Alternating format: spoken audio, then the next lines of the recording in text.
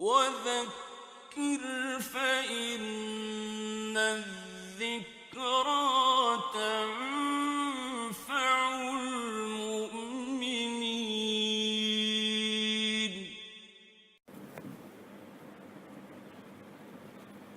الحمد لله نحمده ونستعينه ونستغفره ونؤمن به ونتوكل عليه ونعوذ بالله من شرور أنفسنا ومن سيئات أعمالنا. من يهده الله فلا مضل له ومن يضلله فلا هادي له. وأشهد أن لا إله إلا الله وحده لا شريك له. وأشهد أن سيدنا وسندنا ونبينا ومولانا محمدا عبده ورسوله صلى الله تعالى عليه وعلى آله وأصحابه وبارك وسلم تسليما كثيرا.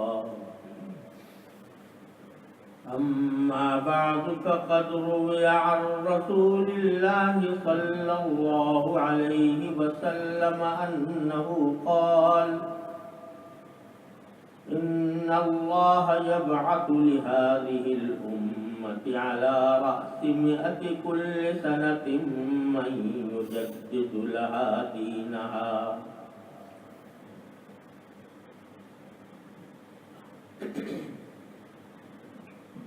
My dear brothers and sisters, Assalamu alaikum wa rahmatullahi wa barakatuh.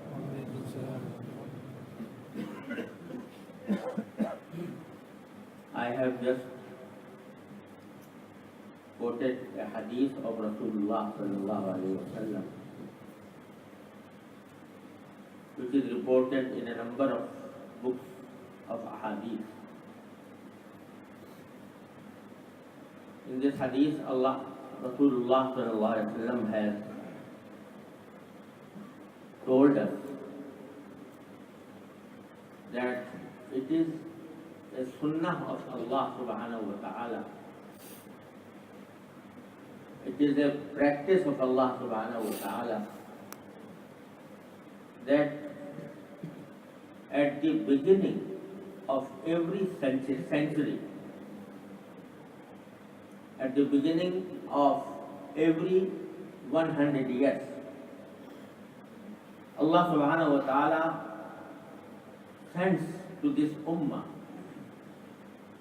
Muhammad sallallahu alaihi wasallam, a person who revives for the ummah the religion or the deen of Islam. This has been foretold by Rasulullah sallallahu alaihi wasallam that at the beginning of each and every century there will come a person sent by Allah subhanahu wa ta'ala who revives the deen for this ummah. And that person in Islamic terminology is called a mujaddid, a reviver. It means that during the century there may come certain corruptions of the deen, and there may come forward many people who distort the beliefs of deen, the practice of deen. They interpret the deen not according to the dictates of Rasulullah sallallahu alaihi wasallam, but according to their own whims and desires. So in order to clarify the correct position, Allah subhanahu wa ta'ala sends a person at the beginning of every century who corrects these errors and presents the deen in its true perspective, who is called as Mujaddid. And in fact, many Mujaddids came in this ummah, and it is agreed upon by all these scholars that the first Mujaddid of this ummah was Hadhrat Umar ibn Abdul Aziz, rahmatullahi alayh, who took the rule of the ummah in a state of corruption that has crept into the Khilafat of Banu Umayyah. So in the same manner, at the beginning of every century, that person may be a single person, and it may also be a group of persons who perform this obligation of revival of deen.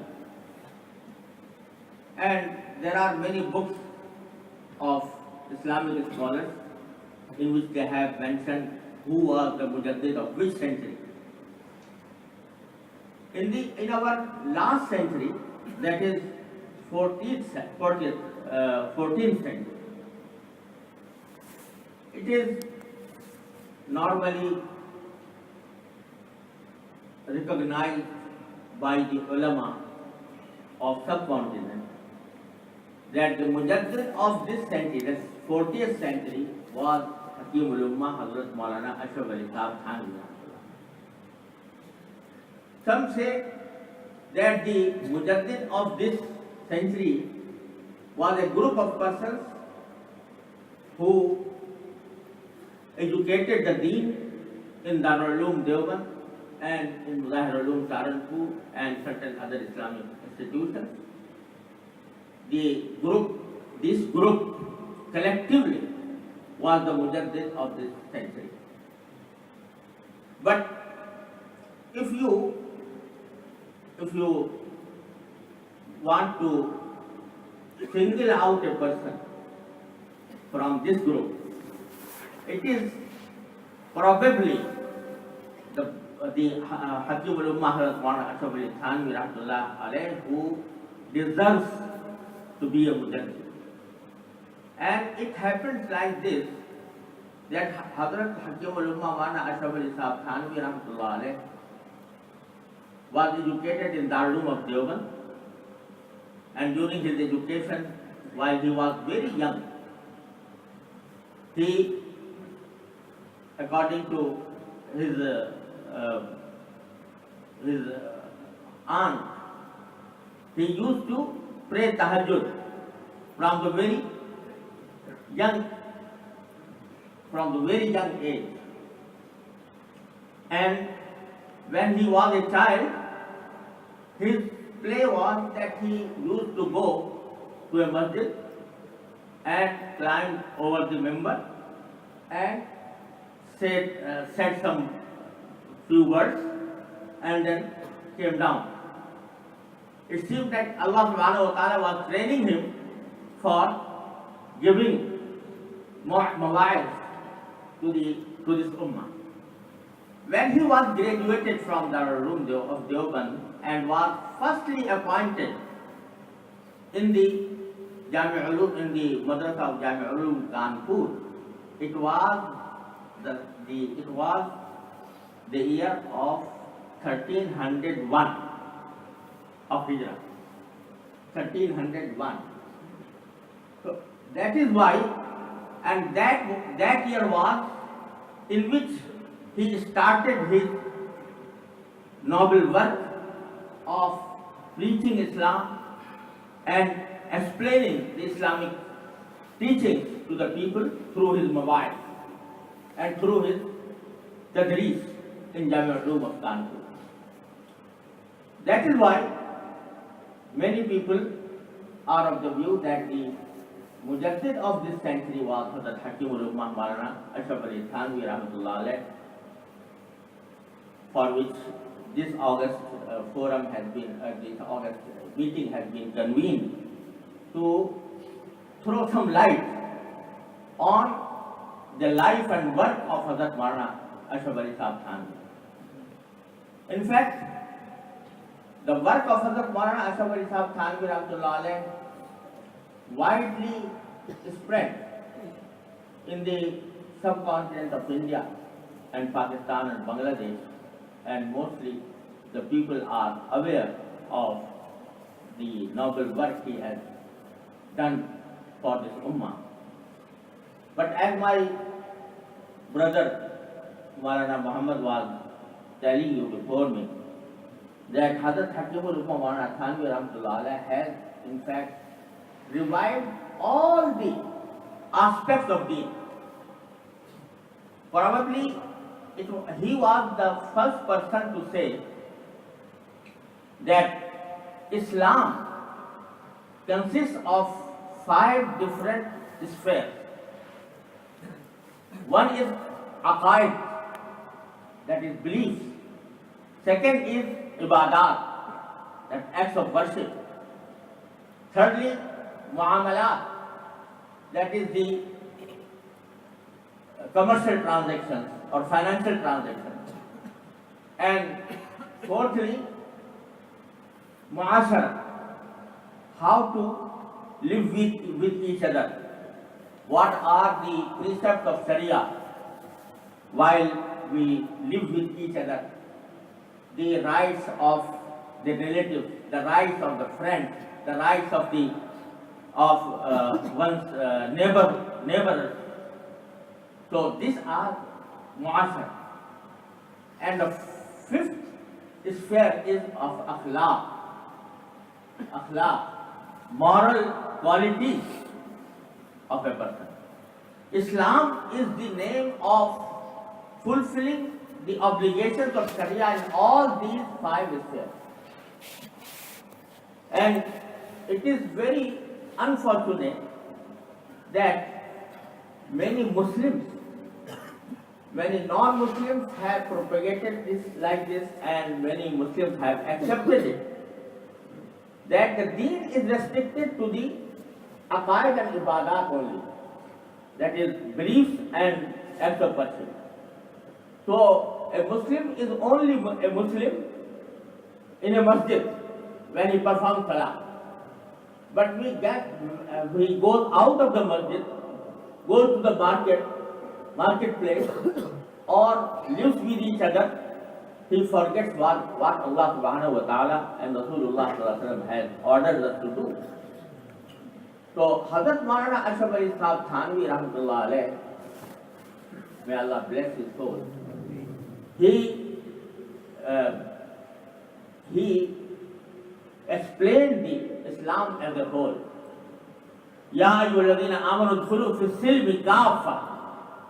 O those who believe, enter Islam totally.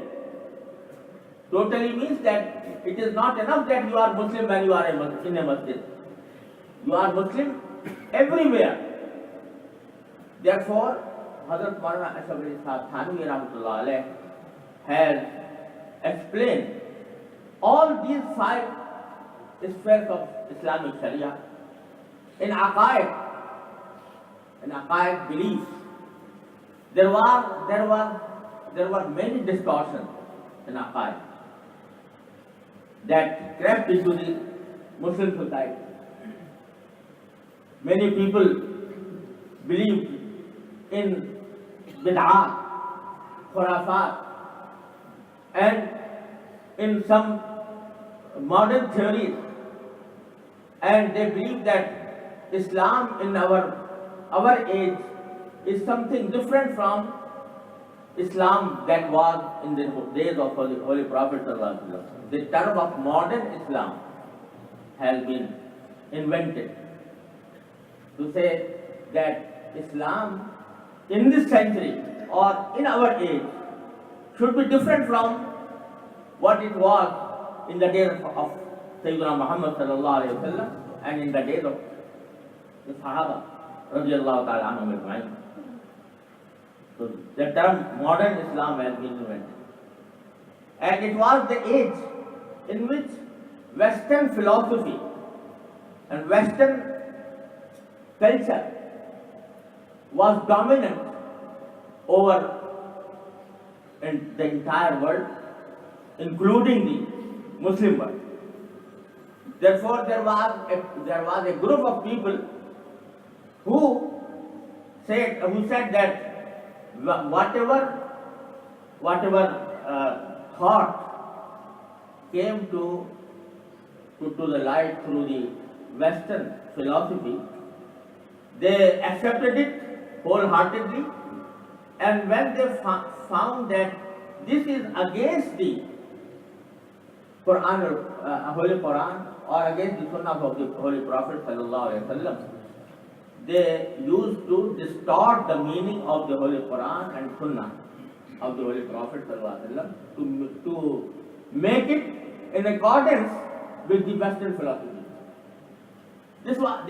These people are called modernists or modern thinkers.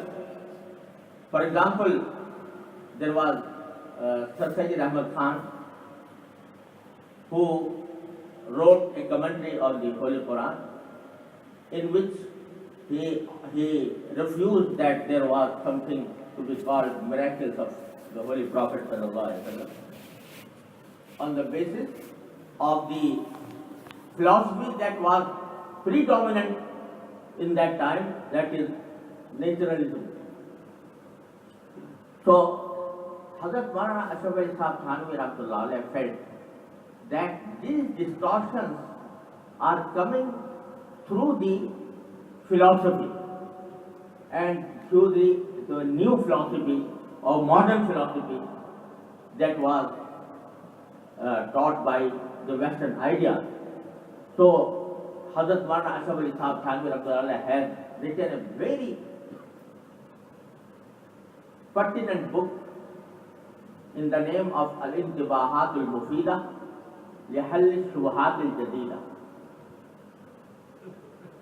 It is, although this is a booklet and consists only of 100 or 200 pages, but I have studied it, and if you study it deeply, you will find that all the basic ideas that cause the modernists to distort the meaning of the Holy Quran and Sunnah of the Holy Prophet ﷺ are fully dealt with in this book. And that is why I got it translated into English, and it was published in the name of Answer to Modernism. Answer to Modernism.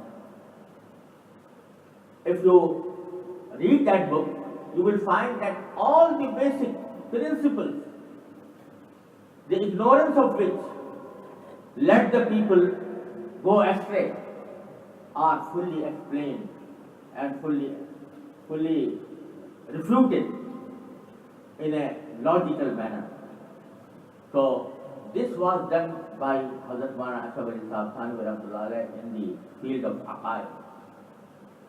For example, once Hadhrat Moulana Ashraf Thanvi rahmatullah was traveling in a train. A modern Muslim was also present there.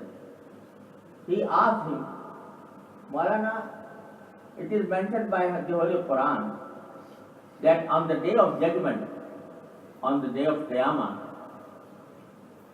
the organs of a man will speak and will give testimony against him. تكلمنا أيديهم وأرجلهم بما كانوا يكسبون. Allah subhanahu wa ta'ala says that when the kuffar will be presented before Allah subhanahu wa ta'ala, they will deny that they have ever committed kufr or they have committed any sinful act. Then Allah subhanahu wa ta'ala will let the hands and the legs to speak and give testimony and testify against the very person whose legs have are there. So, Moulana, this does not come to my mind. How would the legs and hands speak without tongue? The legs do not have tongue, and hands do not have tongue to speak. How will they speak without tongue? Moulana Ashraf Thanvi immediately asked him that how the tongue speaks without tongue. How the tongue speaks without tongue. Which means that if you presume that speaking is restricted to the tongue only, then the tongue should not speak without another tongue, and that tongue could not speak without another tongue, and so on. So he kept quiet. One of that I said, has ever such event happened before? And such event that a leg speaks and hand speaks, has this event ever happened before? तो मौलाना आप दलील पूछते हैं कि नज़ीर पूछते हैं? Are you asking me about the proof of something or about the precedent? Because there may be many things that do not have any precedent. If everything requires a precedent, then the first thing that happened has no precedence at all. So therefore, if you do not find a precedent for a thing, then you cannot deny it only because it has no precedent before. So he said that, Moulana, what is the dalil of this being, apart from the Holy Quran, is there any dalil to prove that the legs and the hands will speak? Moulana said, the dalil is that this is aqlan mumkin hai और नकलन मुखबिर सादिक ने खबर दी है.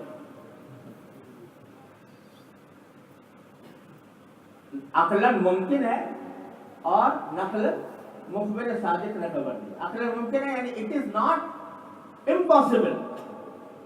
यानी it is one of the basic errors of the modern philosophy is that it has made improbable things as impossible. Something may be improbable, but still it is possible. So it is possible because there is no istihala, there is no muhala in this. So this is possible rationally, and a mukhbir sadiq, and Rasulullah sallallahu alaihi wasallam has told us about it. For example, you did not see any. For example, you did not see the North Pole or South Pole with your eyes, but there are persons who have seen it and have told you about this. So this is the khabar of mukhbir sadiq that proves that if it is not impossible. So this is possible rationally, and Allah subhanahu wa ta'ala and Rasulullah sallallahu alaihi wasallam, who are mukhbir sadiq, true person, they have told us about it. In this manner, he has picked up the basis of strain of the modern philosophy and has explained how the beliefs of Islam are in accordance with the reason, with our reason. So this is a very exhaustive book that is answer to one another. Alhamdulillah, it has been translated into English, and my brothers who speak English may benefit from it. Alhamdulillah. So this in the field of ibadah, aqaid. In the field of ibadah, Hadhrat Moulana Ashraf Thanvi, there were many ifrat and tafreed in ibadah. Allah subhanahu wa ta'ala gave him tawfiq to explain the real essence of ibadah. For example, in his teachings, you do not find any disappointment for any person. He used to say that people are not very often worried about the khushu' in salah. They are worried that although they perform salah, but their salah is deprived of khushu'. So Hadhrat Moulana Thanvi explained that Allah subhanahu wa ta'ala has not ordered us for anything that is not practicable for us, or not without or beyond our control. So the main thing in khushu' is that you concentrate yourself to the words you are uttering from your mouth. When you say Alhamdulillah Rabbil Alameen, you should attend to these words. When you say Ar-Rahman Ar-Rahim, you attend to these words.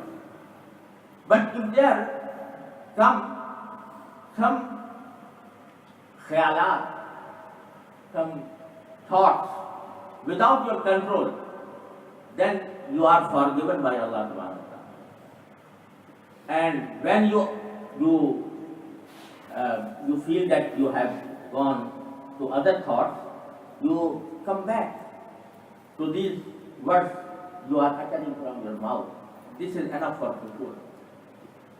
And you should not undervalue your acts of worship. Allah subhanahu wa ta'ala has given you tawfiq to this ibadah. So make shukr to Allah subhanahu wa ta'ala, and after paying shukr to Allah that He gave you tawfiq to do this ibadah, you make istighfar for your own fault during performance of this salah.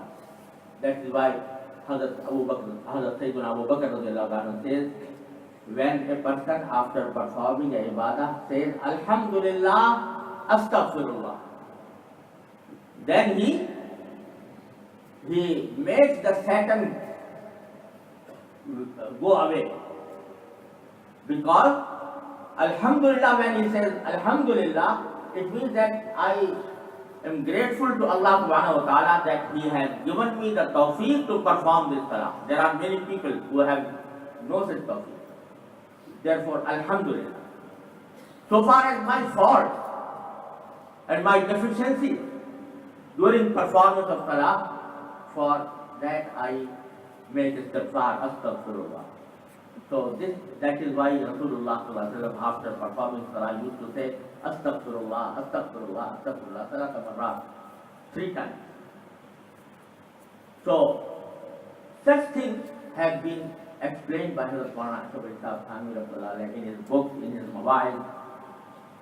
Then comes muamalat, the commercial transactions and financial transactions. In this field also, Hadhrat Moulana was very strict and very pertinent about correcting the muamalat. Some examples have been mentioned by my brother Moulana Muhammad Saab shortly.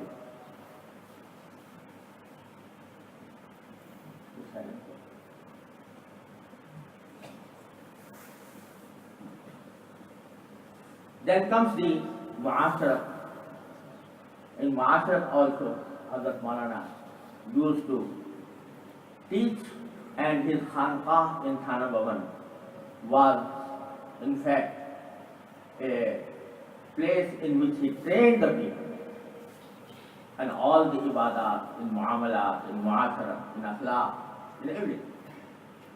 So Allah subhanahu wa ta'ala has made Hadhrat Moulana Ashraf Thanvi rahmatullah a reviver in all these 5 spheres of Islamic Sharia, and particularly in the field of akhlaq, that is the fifth sphere of Sharia, akhlaq. This akhlaq has been fully explained in the science of tasawwuf, but tasawwuf in the days of Hadhrat Moulana Ashraf was also distorted by many people who misinterpreted tasawwuf, and they said that tasawwuf is something against Sharia or something parallel to Sharia. So much so that there are many so-called Sufis in our country.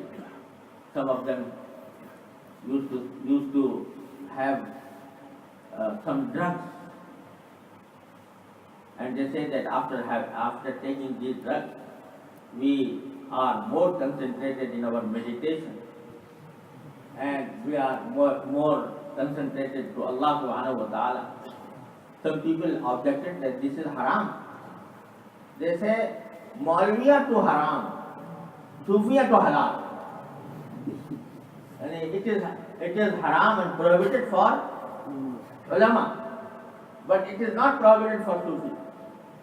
So they distorted Sufism in a way that they took it as something parallel to Sharia, and they say that once a person is involved in tasawwuf, then he needs not follow the precepts of Sharia. Some people make zikrullah, and they say that the basic purpose of salah is to remember Allah subhanahu wa ta'ala. Since we are remembering Allah subhanahu wa ta'ala by making zikr, we need not perform salah. This was, they were so, went so astray to this extent that they have refused the obligation of salah and so on.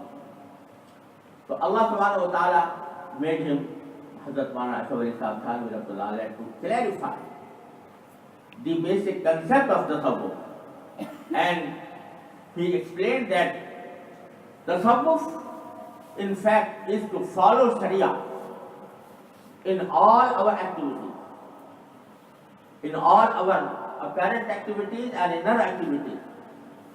This is nothing but a part of Sharia. That is, akhlaq is part of Sharia. Akhlaq means that one should not be arrogant to other people. One should be humble. One should keep patience. One should be grateful to Allah subhanahu wa ta'ala. One should have sincerity. One should have ikhlas. So this is the essence of tasawwuf. And if someone is indulged in sinful activities, he cannot be called a Sufi. The concept of the tasawwuf explained by Hadhrat Moulana Thanvi is very important in our days, specifically because there is a move, there is a craze in Western society to say that we follow Sufism, they admire Sufism. Once I was traveling from New York to London in an aeroplane.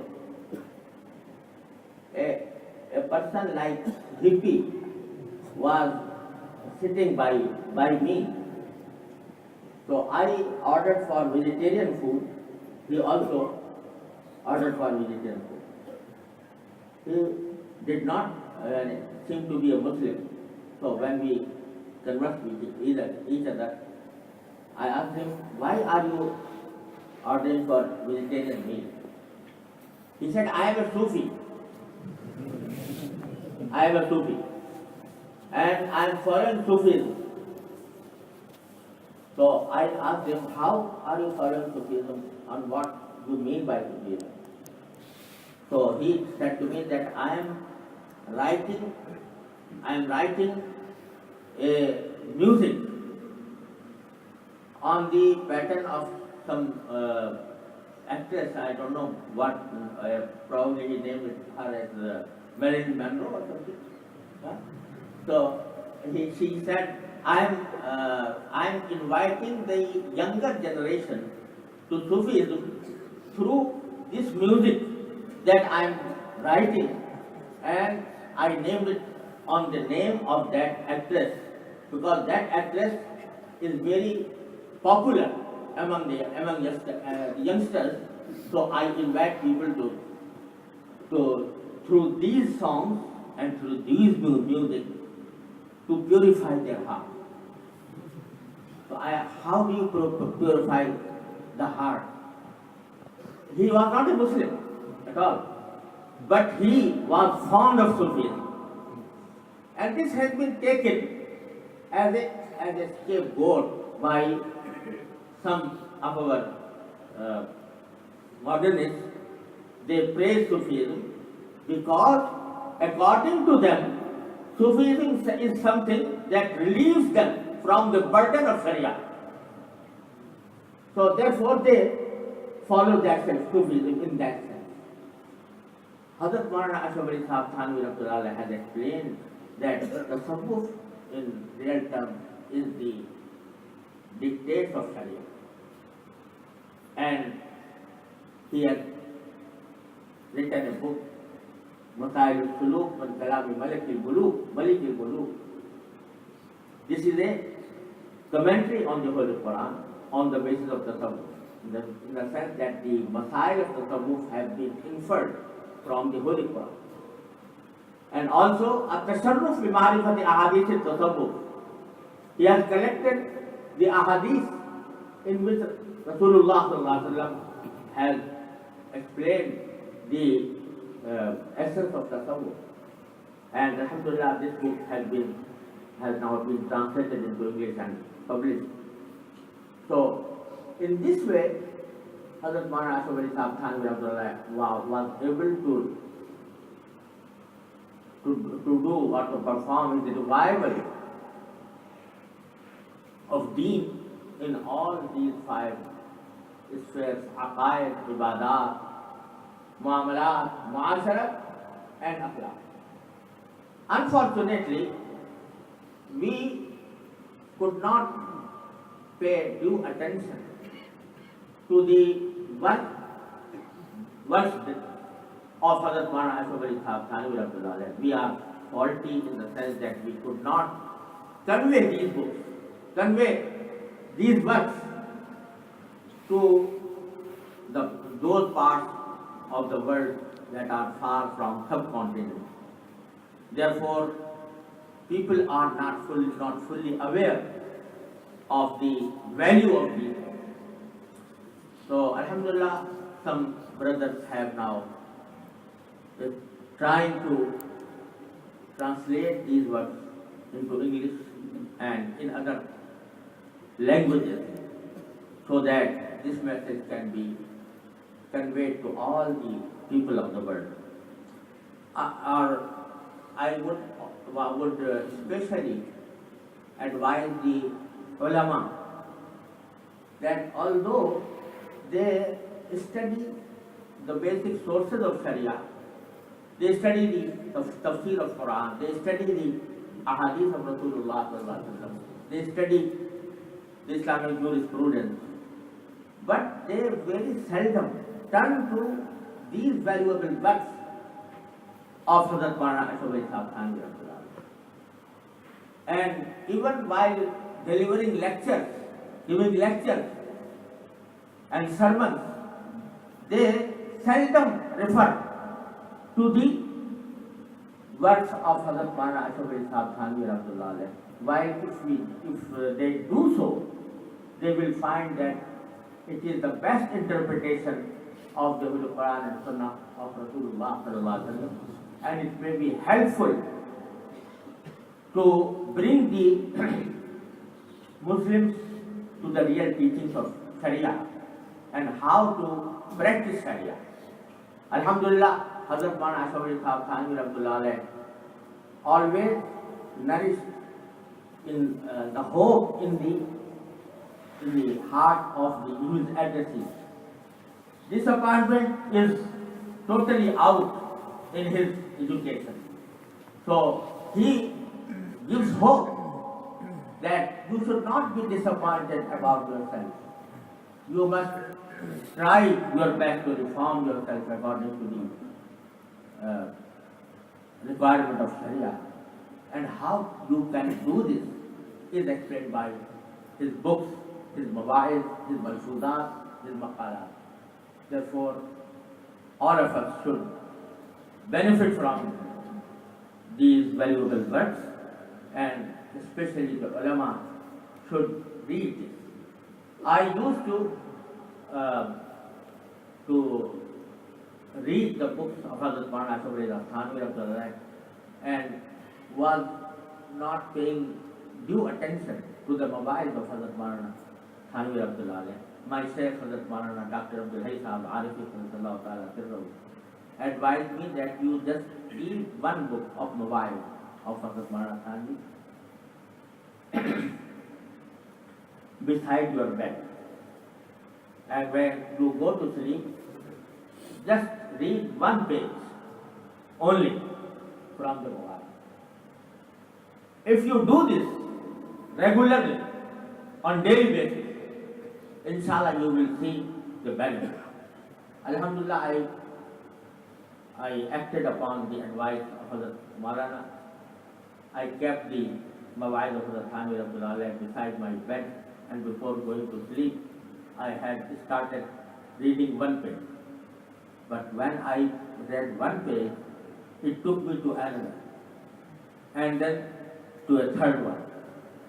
And in this manner, Alhamdulillah, I studied all the 300 mawaiz of Hadhrat Moulana Thanvi and took notes about it.